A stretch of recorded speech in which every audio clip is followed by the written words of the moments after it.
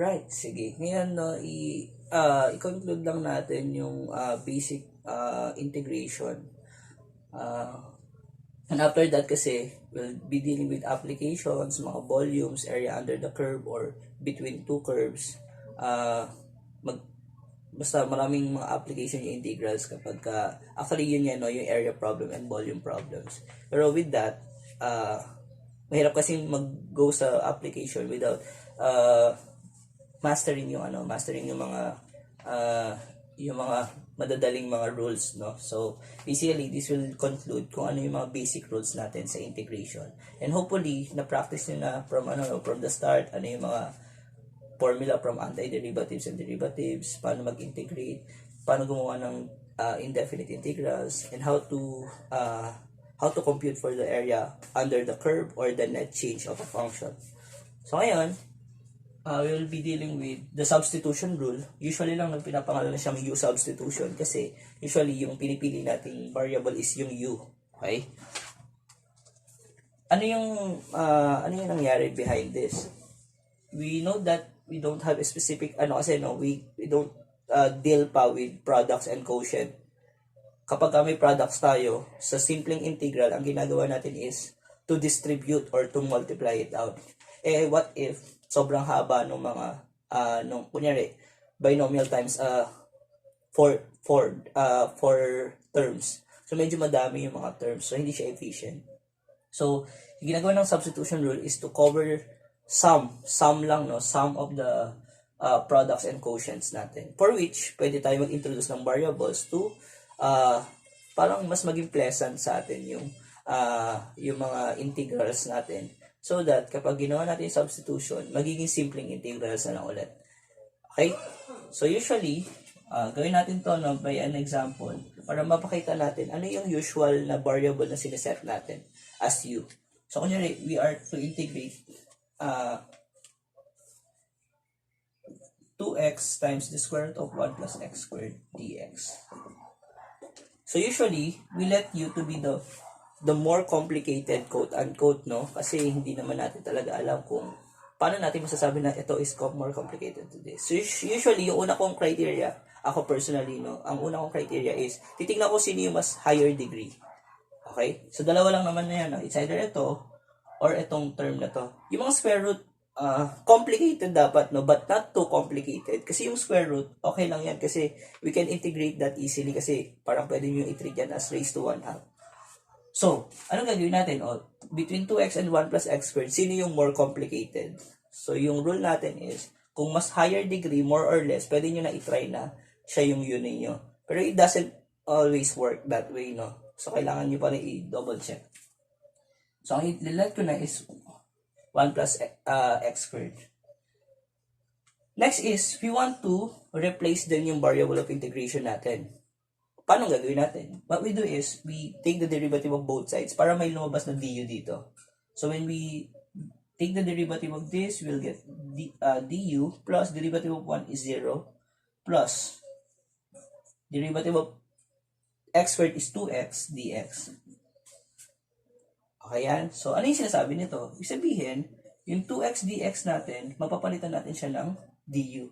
So that the original integral will just be equal to the square root of 1 plus x squared is just u, and 2x dx is du. Okay, so sumabay. So dapat walang maiwan na variable. If you are letting u, dapat lahat ng variables mo wala nang matirang x. Even yung variable of integration, mahalaga yung variable of integration. So that, eto madali na to kasi integral lang to ng u raised to 1/2, and using techniques, we just add 1 divided by the new coefficient. So we get 2 over 3. Tapos yung u, ibabalik lang natin kasi the original variable is with respect to the variable x. So that we have 1 plus x squared raised to 3 halves plus c. Okay? Sige, isa pang example like that. So madali lang siya, no? Parang kapag na substitute nyo na yung variable u, normal integration na lang ito. Yung mga prior rules natin. Kaya nga sabi ko last time, No, gusto natin na ma-master yung mga rules before. Kasi prerequisite talaga siya. Kaya hopefully kung hindi pa master doon, maganda balik muna kayo doon para at least eto mas ang nahihirapan na lang, ang mahirap na part na lang dito is yung paghanap ng variable na i-let nyo as u. Okay? Kasi kapag nagko-compound yung ano natin, no, yung hirap natin sa mga topics. Okay, gawa pa tayo ng example number 2. What if we have integral ng x squared e raised to negative x cubed dx? Again, we let some variable u. Siyempre, negative x cubed. Again, no, complicated but not too complicated. So, du is equal to negative 3x squared dx. So, sa mga ganitong problem, minsan kailangan nyo mag-scale, mag-balance ng mga coefficient. Kasi dito, ang nag-appear lang ay x squared dx. So that, para maging x squared dx lang, you have to divide pa by negative 3. Okay? So, we have negative du over 3 yung x squared dx. So that, again, yung x squared dx, the original integral will become e to the negative x cubed, magiging ano lang yan, no? E raised to u. Tapos yung x squared dx ay negative du over 3. Okay, para lang hindi tayo mabulunan lahat or hindi tayo mabigla lahat, what we do is, labas natin lahat ng coefficient sa integral sign. Gawin nyo muna to, disiplinahin nyo yung sarili nyo that you are dito, nilalabas niyo sa integral sign lahat ng coefficient. So that, eventually naman, no, if you get used to it, parang automatic na kaya ko na kapag may coefficient. Pero for now, para hindi lang kayo malito saan nanggagaling, you have to labas muna sa integral sign yung all the coefficients. So that, integral ng e to the u is itself lang.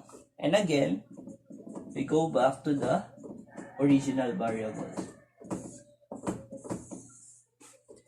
Okay? So, yan. Ganyan yung mga usual na integration sa substitution. And basically, pwede rin natin yan gawin with definite integrals. Pero at least, yan, alam na natin na ganito yung usual problems with U-substitution. Okay? Sige, practice. Tingnan natin ngayon yung yung examples para at least masanay kayo. Wala naman tayo ibang pwedeng gawin sa U-substitution kundi examples. So, magbigay pa tayo ng mga examples. Kunyari x cubed, x to the 4th dx. Ano nga yung rule? So, nag-work pa rin naman yung rule, no? Kasi, kapag tinake yung derivative, yung x cubed dx, nakukuha mo na. So that, scale na lang kayo with coefficient, x cubed dx. Okay? So that this will become the integral nung, again, kapag nasanay na kayo, diretso nyo na ilabas yan para nakakatipid din kayo sa steps. So this is du over, siguro mas makita ninyo kung dito kung lalagay yung du, 1 over u. So that this is equal to, integral ng 1 over u, pakitandaan hindi kayo magpo-plus 1 dyan ginagawa natin is, kapag 1 over u, ln absolute value of u. So that we have 1 over 4 ln of absolute value of x to the 4th minus 5 plus c. Okay? So, dali lang yan. Number 4, isa pa. Kapag ganyan. Ayan. Kapag mga linear term, we just let u to be the linear term. Kasi when you take the derivative naman, those are constant lang. Okay? So, du over 3 is equal to dx. So, ibig sabihin, yung dx, papapalitan natin ng, this is u raised to 1/3 ng du over 3. Okay? Pero again, yung over 3 na yan, eventually, masanay kayo na automatic nasa labas na siya. So that, this is equal to 1/3 u raised to 4/3 over 4/3 plus c. So, you'll have, babaliktad, no? This is, ang u natin is 3x plus 1. 3x plus 1 raised to 4/3 all over 4 plus c. All over 4 to 4. tipid tayo para mag-guide pa natin sa example, sa ibang example yung other part. Over 4, 3x plus 1 raised to 4 thirds plus c. Okay, isa pa. Number 5, what if we have integral ng cosine cube of theta, sine theta, d theta. Kapag ganyan, mukhang mas complicated si cosine, no? Kasi siya yung naka-cube eh. Okay lang yun? Okay. du equals negative sine theta, d theta. So, ibig sabihin, yung sine theta, d theta, pwede natin palitan ng negative du. So that, this is just equal to negative nung yung sine theta, d theta, du lang yan. Tapos yung cosine cube is u raised to 3. So that, integral is u raised to 4 over 4 plus c. So you have negative cosine to the fourth of theta all over 4 plus c. So dali lang siya. Hindi mo mahirap, no? Okay naman siya.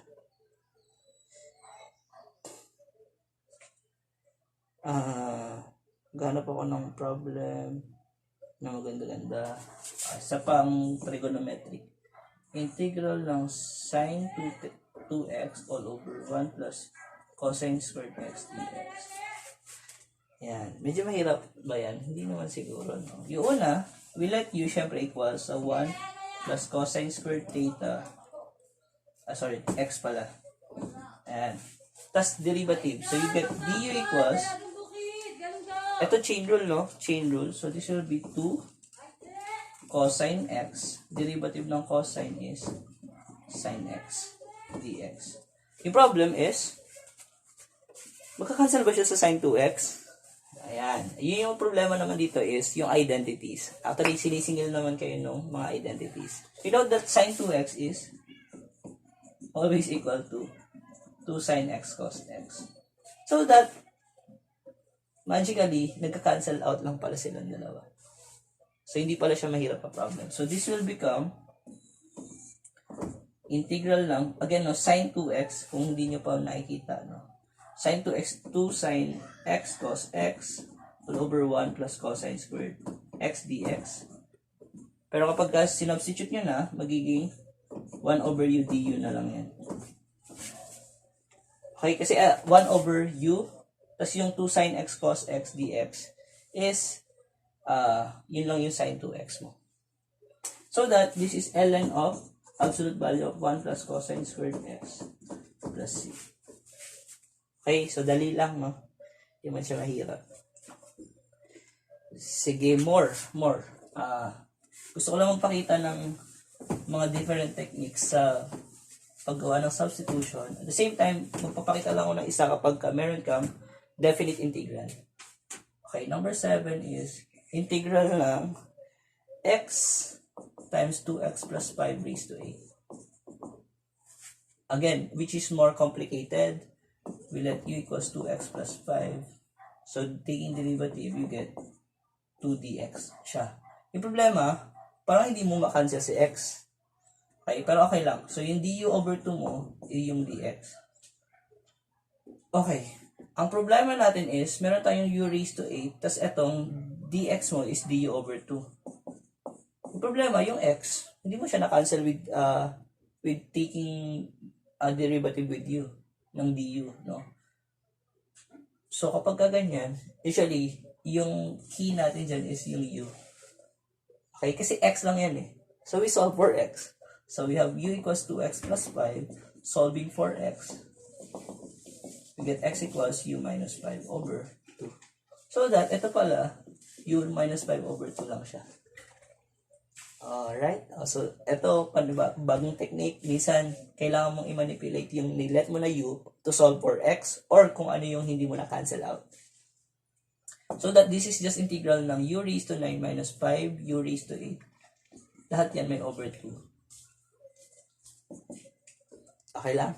Dali lang, no? So, labas lang natin lahat ng coefficient. This is 1/4 integral ng u raised to 9 minus 5 u raised to 8 du. So that integrating, you have 1/4 ng u raised to 9 over 9 minus 5u raised to, this is 10 dapat, plus 1 over 9 plus c. Okay, so you'll get, balik lang natin yung u. So you have 2x plus 5 raised to 10 all over 40 minus 5 times 2x plus 5 raised to 9 all over 36 plus c. Ayan. Madali lang naman. Okay, so yan yung mga different techniques. Magbigay lang tayo ng isang example using paano kapag may mga definite integral. Yung definite integral kasi sensitive siya kasi meron siya mga boundaries or mga upper bounds and lower bounds. Magsa-substitute tayo. So, kunyari, gawa na lang tayo ng isang example. Kunyari, 0 to 1 ng yung madali na lang, okay lang. Para 2x, x squared minus 3, yan, dx. Yung madali na lang kasi, madali lang yan yung idea lang naman is you let u equals x squared minus 3, du equals 2x dx. Okay? Meron na tayo extra step, magka-cancel na sila, no? Isabay na natin yung bounds. If x equals 0, ano yung magiging u mo?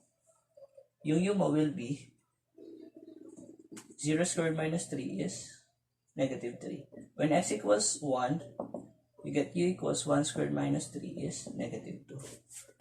Okay? Kasi dahil nagpalit tayo ng variable, dapat yung idea naman dito, kapag definite integral, kapag nagpalit ka ng variable, palitan mo rin yung bounds. So that this will be equal to integral from negative 2, negative 3, ni, u na lang to, no? U du. So that this will be u squared over 2 evaluated at u equals negative 3, u equals negative 2. So, ibig sabihin, hindi na natin ibabalik sa pwedeng hindi na natin ibalik sa original variable. Kasi, in-adjust na natin. So, this is equal to negative 2 squared over 2 minus negative 3 squared over 2. So, you'll get 4 over 2 minus 9 over 2, which is negative 5 halves. Okay, so ganyan dapat yan. Okay. Question. Pag meron lang ako mali sa computation, ano nyo na lang, no? Kasi wala akong dalang calculator or what. Pero yung idea, process is same na. Okay, so mas maraming practice dapat sa U-substitution kasi sobrang halaga nun, no? Tapos, subukan muna natin na i-synthesize yung mga nangyari from antiderivatives hanggang U-substitution. Kasi, walang essence yung application if hindi natin nakuha yung theory behind integration and antiderivatives. Okay? So, madali naman i-observe yung mga applications, yung mga area and volumes if we have a good grasp kung paano nag-work yung kung paano natin gagamitin yung mga simple integrals natin or gagawin yung mga simple integrals natin. Okay? So, hopefully this would help and makapag-answer kayo ng mga exercises on your own. Okay? Sige. So, see you next na lang, no?